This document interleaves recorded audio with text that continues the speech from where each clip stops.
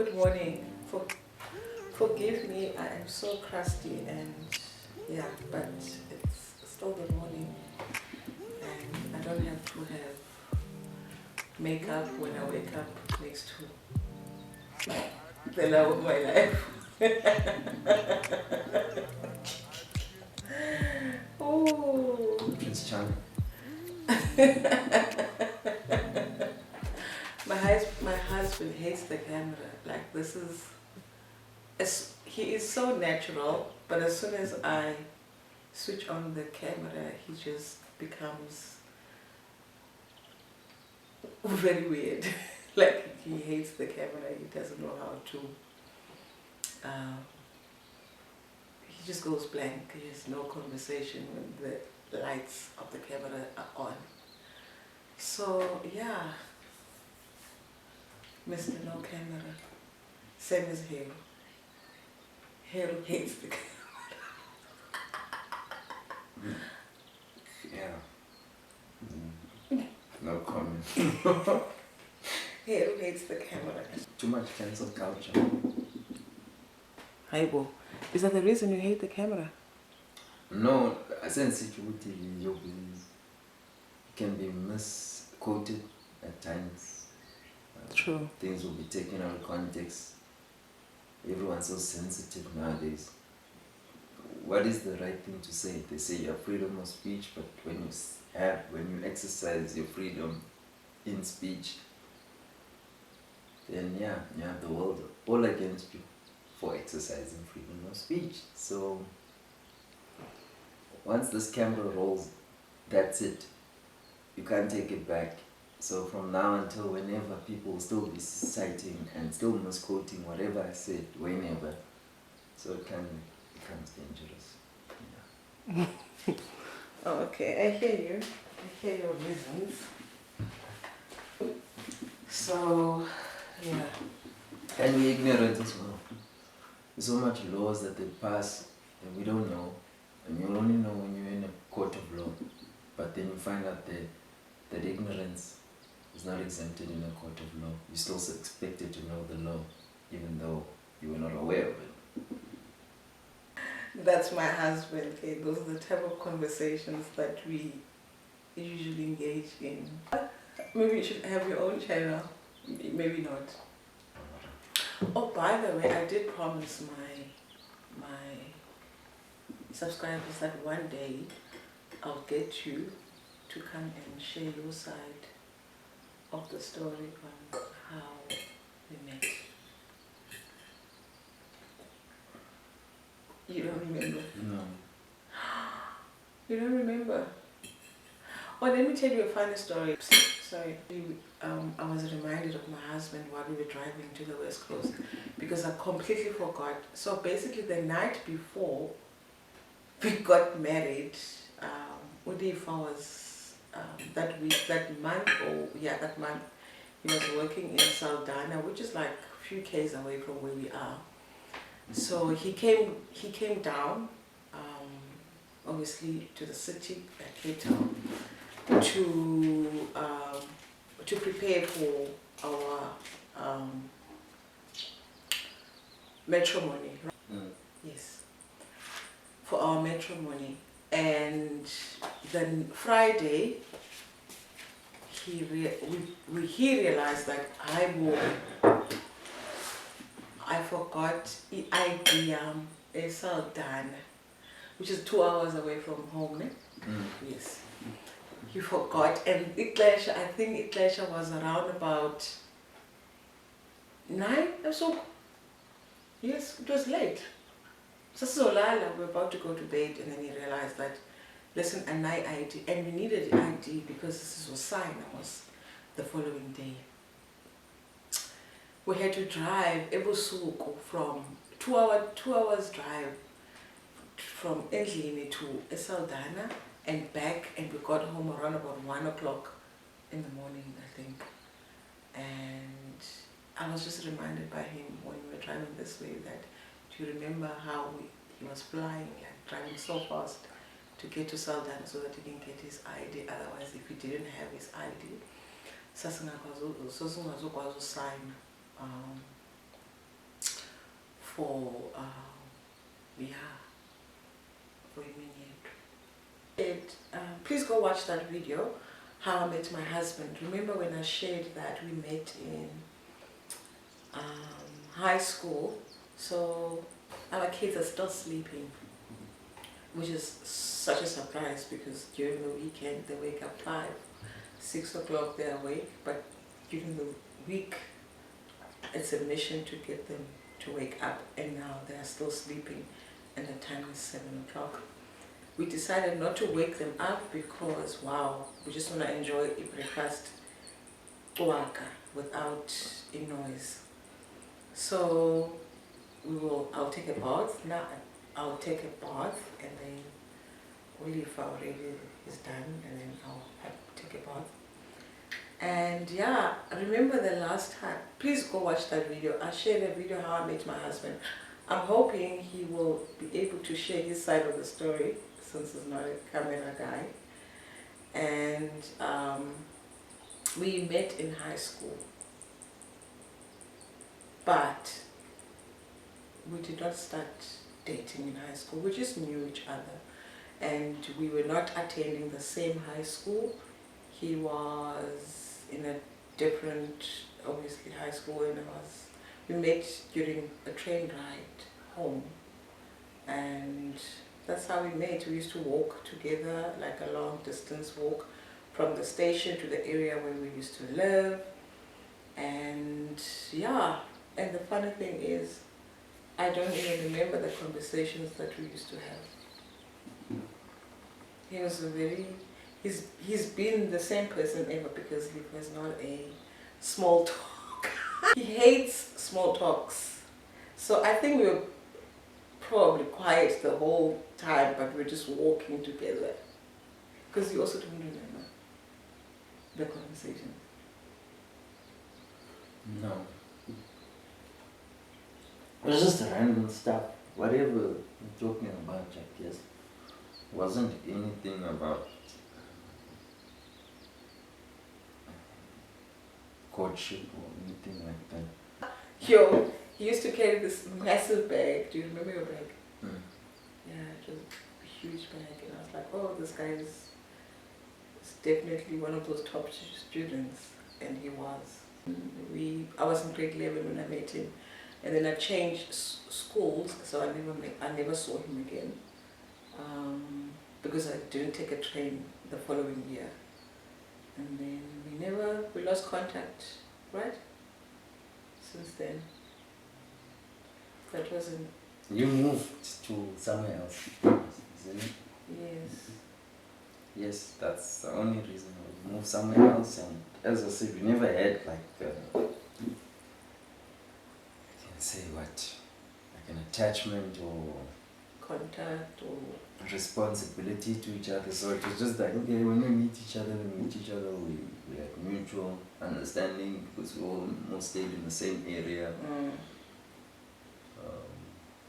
I said there wasn't any attachment, so when you moved, you moved.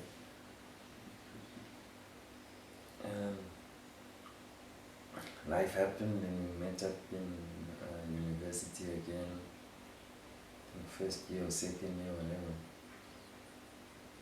And in the library, so in passing,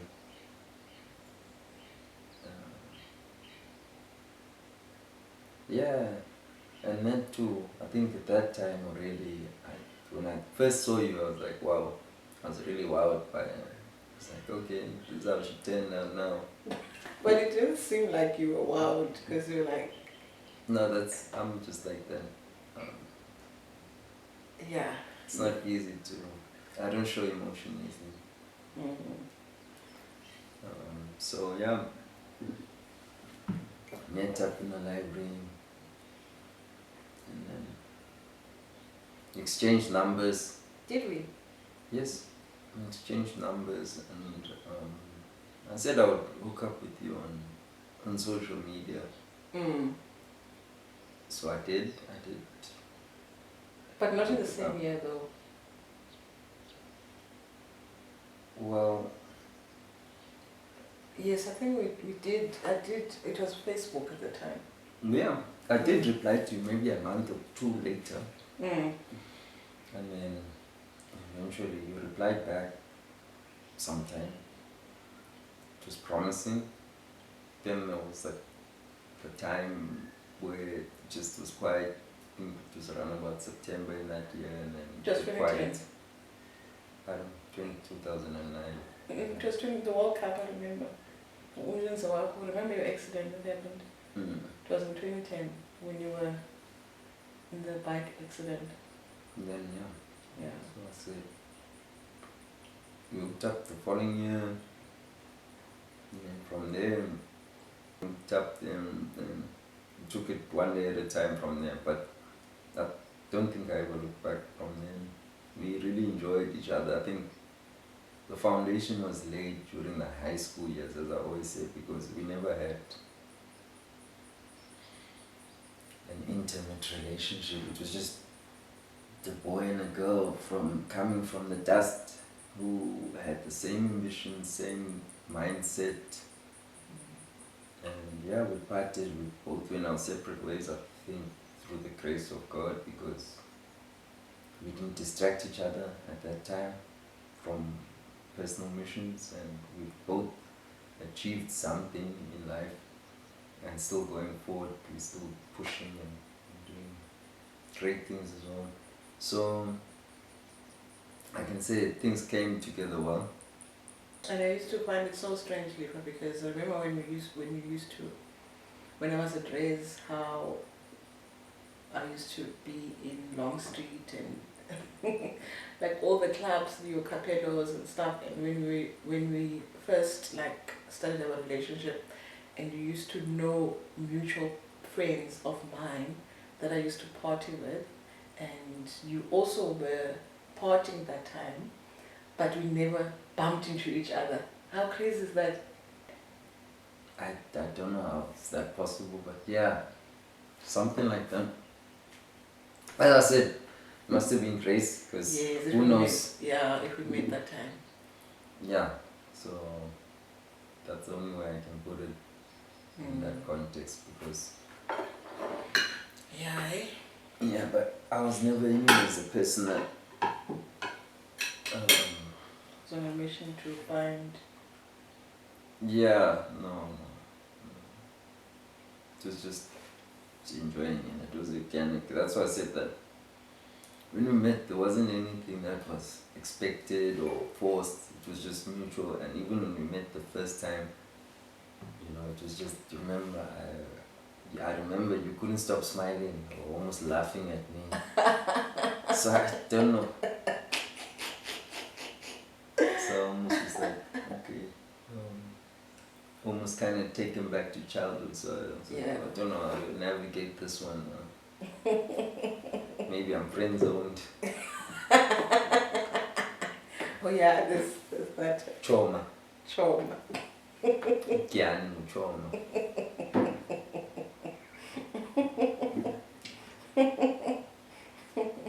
So that is how we met, and I think we summed it up.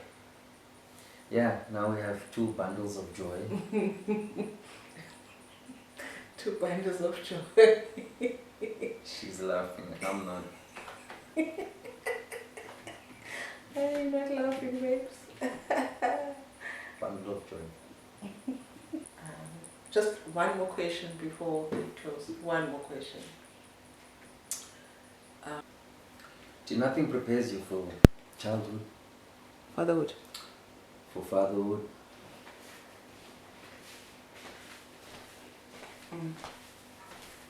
There's no guide to it.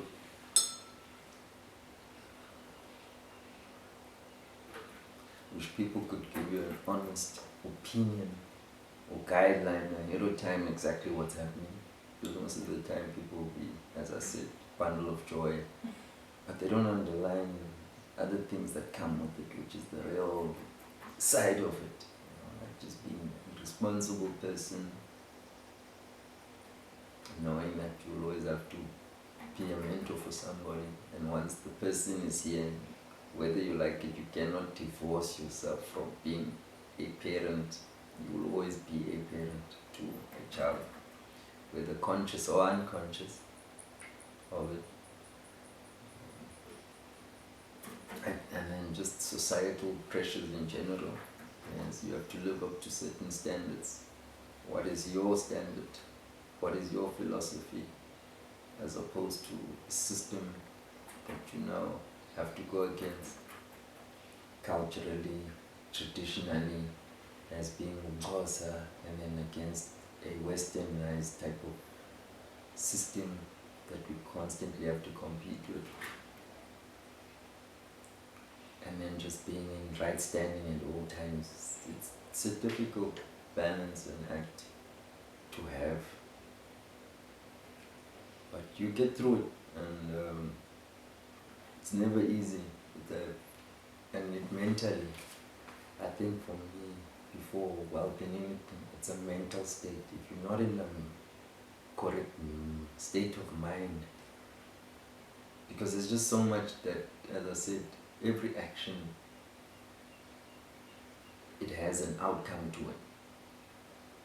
Simple example, using vulgar language around the house. It's something that's not acceptable around kids, because you transfer that to them, and then they go to school and they start swearing, and then other parents start looking at you funny, or even society. But maybe that might be your standard of life, but that's not how, in general, in life, your kid will be accepted in society. So it's things like that that you constantly have to look. The music you play, if you like metal rock or hip hop, you gotta tone it down or change your type of music totally, because that also directly influences them. For kids, that is, but it's entertainment for adults. So that's unacceptable, and it's that type of a balance. And as young working people, one mentor, which I will mention, he said, there's this paradigm of life that we have where it's health, wealth, and basically time factor. So if you're young, you don't have time, you have health, and you don't have money. Middle age, you have a better time, better money, and you might have good health.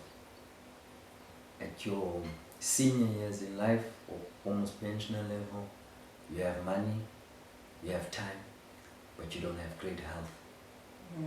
So the balance of all these things during those times is to find how do you balance it out during your daily life towards your exit in this life as we know it. That is basically what we struggle to balance with constantly. Yeah, that's so true. So with kids it's like that as well. Constantly chasing money, you don't have time for them, because you want to provide the right places, you want to be, and all they want is just for mom and dad to play ball. I might not have energy to play ball. I'm irritated from the day's work. So sitting around and chatting and having small talk with kids, just finding out how they are emotionally, you might not have the time for that, because you're already prepping for the next day. Have to meet your deadlines for whatever work you do. The kids also have homework to do. You want to keep the house clean so you can impress the Joneses. It's a constant, like a dog chasing its tail. Kids are lovely also in the sense that the extension of oneself, it's not all bad, it's an extension of oneself. Don't even think that. I was just talking in general, deep, like things that people don't actually say. Kids are generally lovely. I love them. The extension of yourself, you get to learn more about yourself. You can be honest to yourself in seeing some of the traits that you have. Like personally, I even fight with my daughter about certain things. But when I look at that, I'm actually fighting with myself. I'm just as stubborn as she is. I don't, there's certain things I don't listen to. I don't take other people's opinion very lightly, and all that. And she's exactly like me. So you get to learn now that, okay, now this is what maybe people deal with, and externally this is what people generally have a problem with me with as well. But I just don't see it because I'm me. So, but now with kids, it's also, I think God gives you an opportunity to correct some of the things in your life before passing on, or even correcting or guiding your child to correcting themselves, and at least aligning to something that is more conducive or symbiotic for just life in general.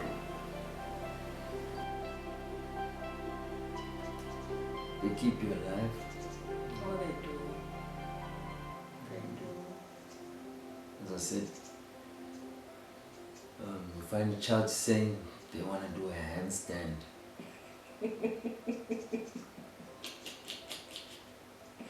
That's the new.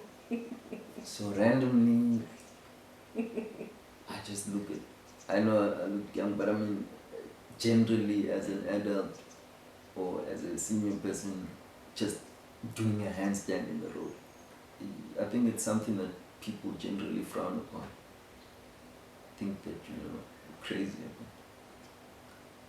So, but these are the things that you have to do.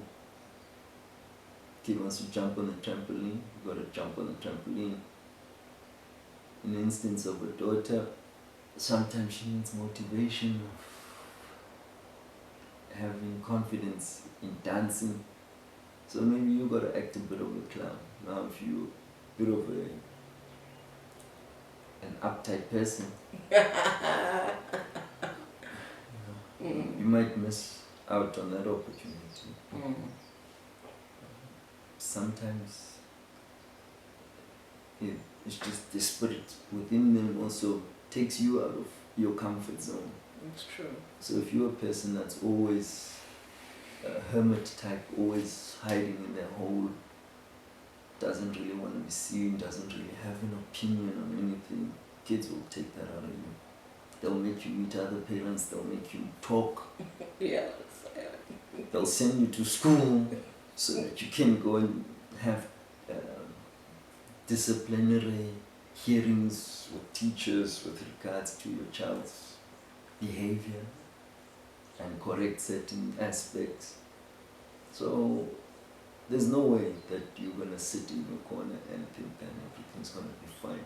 And that's when you get to see that we are actually a bigger part of a body. So it's like what we say in an African proverb, that a child is not brought up by just his parents, but is brought up by a community. So each person has the input towards personally the upbringing of a person, as much as you are there as the basis of it, but everyone else also adds to that. So with that being said, join us every day. Thank you. Thank you so much, love, for sharing your perspective,